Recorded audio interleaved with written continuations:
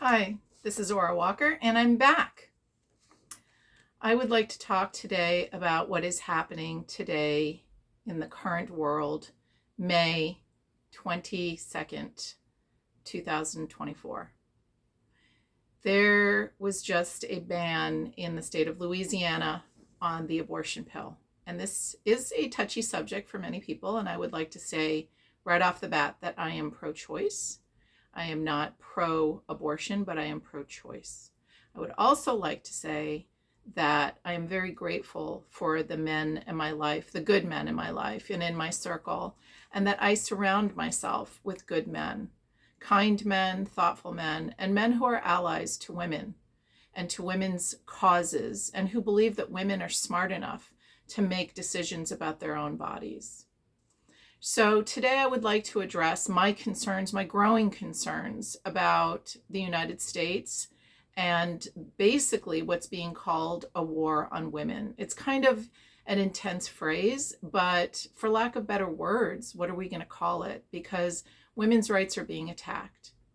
Did you know that women got the right to vote in 1920, 104 years ago? That would be maybe one lifetime. I had a neighbor who passed away last year at 103 years old.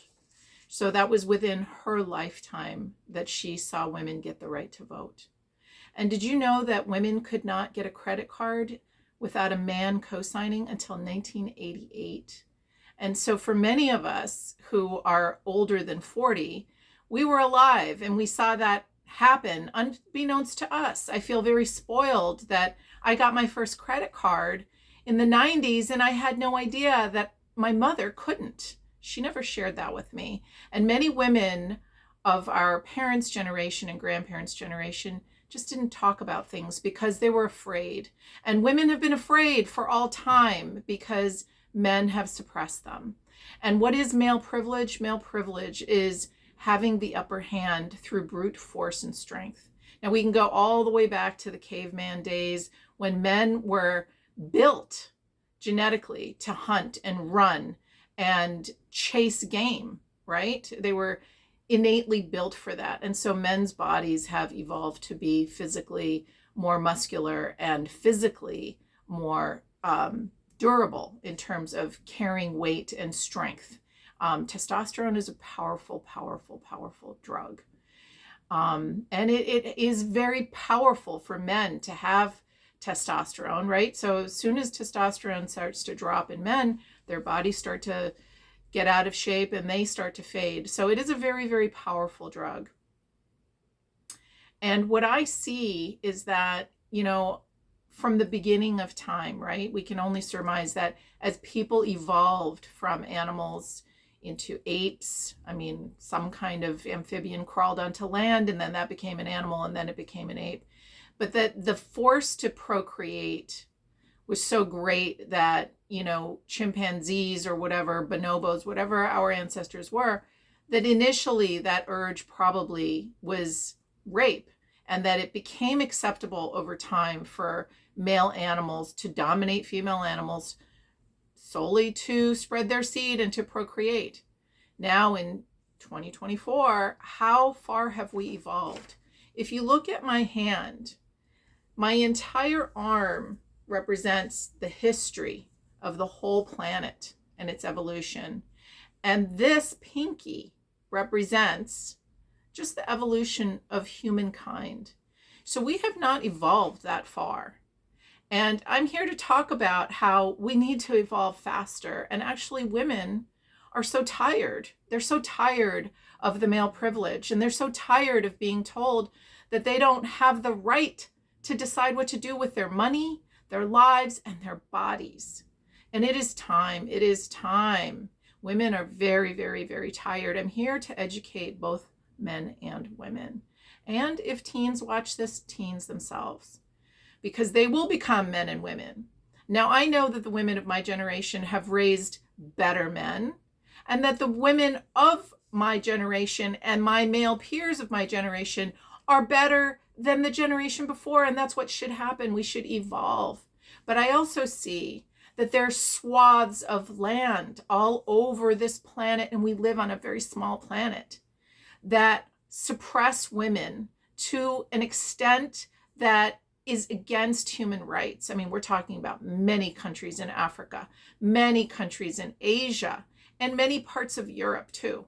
So the majority of the planet still suppresses and represses women. I mean, if you think about places on Earth where women still can't show their face, right? Because their face is offensive and might actually instigate feelings in a man. I mean, how pathetic is that? And it's not to slam any kind of religion, right? I mean, I'm busy. I have many, many things to do in a day, many tasks to do in a day. I don't waste my time worrying about whose religion is what or who's sleeping with whom. But I do invite men who suppress women and think that women are not smart enough to think what they can do with their own bodies and make those decisions, those medical decisions for themselves in a risky situation sometimes. That if you don't like women enough to trust them and you're not an ally to a woman, then which gender do you prefer? Because women don't want to sleep with men who don't respect them. And many women do because they're uninformed and because they are in domestic violent relationships. Domestic violence is a scourge on this planet.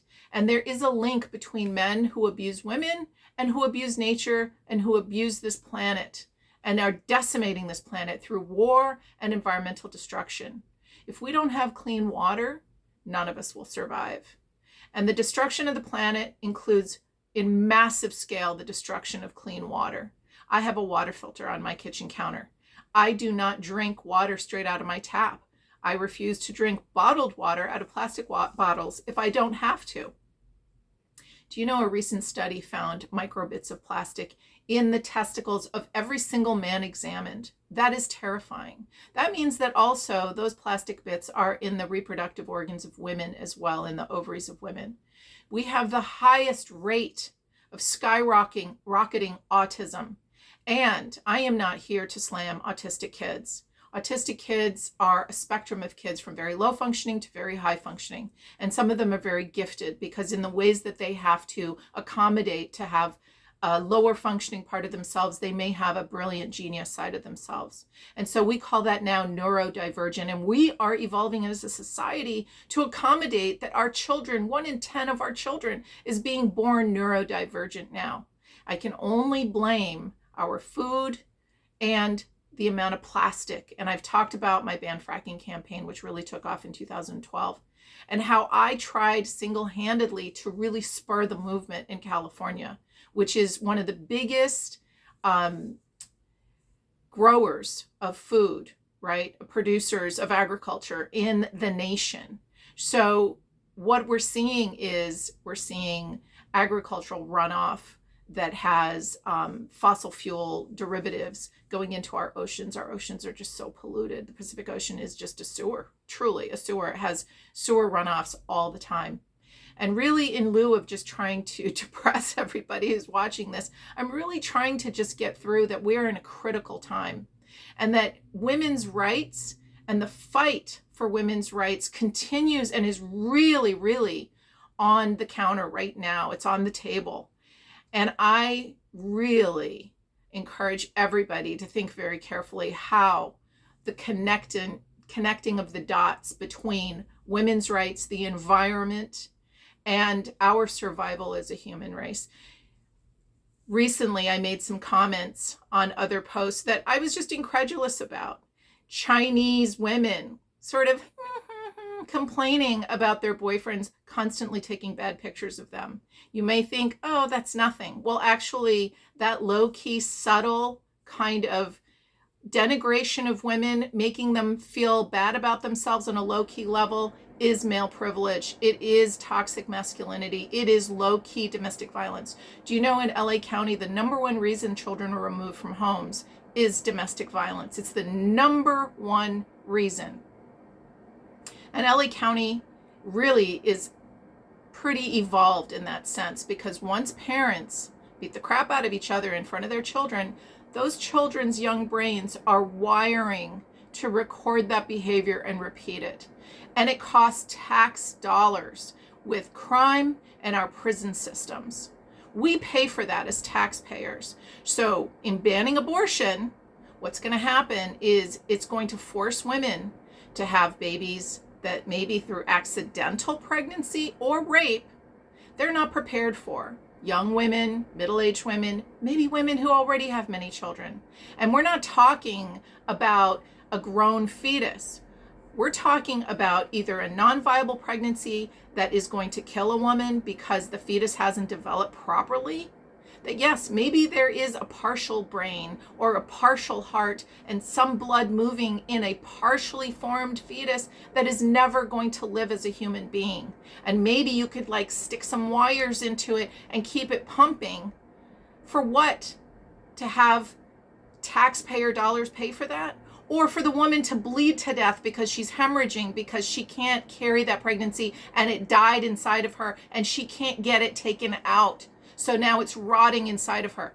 Yes, some of my words are graphic, but you better frickin' wake up. You better wake up. This is just an abomination that women can't decide in certain states. As of this week, women cannot decide whether to terminate a pregnancy that is non-viable. And I'm not talking about a healthy baby, because women really, although men would not like to admit it, and again, I'm not talking about the men in my circle, and I'm not talking about intelligent, caring men. I'm talking about men who have not evolved from Neanderthals. I'm talking about men who are so low in their consciousness that they really hate women. They hate women. I'm really telling you that. They attack women for making comments, common sense comments. I have seen it myself. And at this late stage in my life, you cannot hurt my feelings. If you don't like what I say, you don't like what I post, and you don't like me, you have the right to not follow me and go away. As my aunt says, may you be well far away from me. But you don't get to decide what I'm going to do with my body. I will go to the mat for that. It is my body. And as a trained hypnotherapist, I am not a saint, but I am outspoken. I'm outspoken about common sense. I'm outspoken about equal rights. I'm outspoken about people taking responsibility for themselves and their lives. Are you going to tell me that every man is going to start paying child support from the time of conception? Nope. Do you know we have a deadbeat dad program in almost every state where men who just as easily as they impregnate a woman can walk away and do and are known to never donate a dime. So our taxpayer dollars, again, have to supplement through WIC programs, through food programs, through diaper programs, through basic programs helping women to pay rent because the dads who fathered those children are not paying up. We all are paying for it. And a woman who is stuck without the financial support or the family support, because oftentimes women are disowned for being whores for getting pregnant in the first place, not through an immaculate conception, as most Christians reverently would prefer, but through a guy who did it the old-fashioned way, who's not there 9 out of 10 times. And again, I'm not talking about the good guys. I'm talking about too many of the bad guys. And as we say, as I have pointed out, too much of this world are filled with unconscious men who want to denigrate women through bad pictures, calling women whores, putting women down, and voting for women to not have the right to choose what to do with their bodies medically. If it can't be about taking a pill the morning after unprotected sex, a broken condom, or a rape, then what?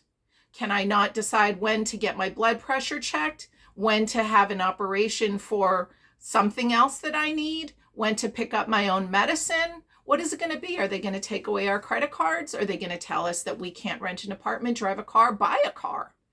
What are they going to tell us besides the fact that we're good enough only for growing a human being and popping it out? I'm telling you that the trickle-down effect, and as I was called today by a green farmer, that I was woke. And what did he say? That I posted some mumbo jumbo about the crime rate that will increase with an abortion ban in any state. Because that's what you're going to see. You're going to see a surge of foster kids, unwanted kids. You're going to see a surge of drug addiction, homelessness, and poverty and crime and increased jails. I mean, increased population in jails. That's what you're going to see. So, yeah, I'm very vocal about this because it's outrageous. It's absolutely outrageous in this day and age that we're still having this conversation, because women had the right to vote for their own choice to have an abortion in 1973. That court case for Roe versus Wade was won. 1973. And again, I want to tell you that I am pro-choice, because everyone should have body autonomy. Everyone. Thank you for watching.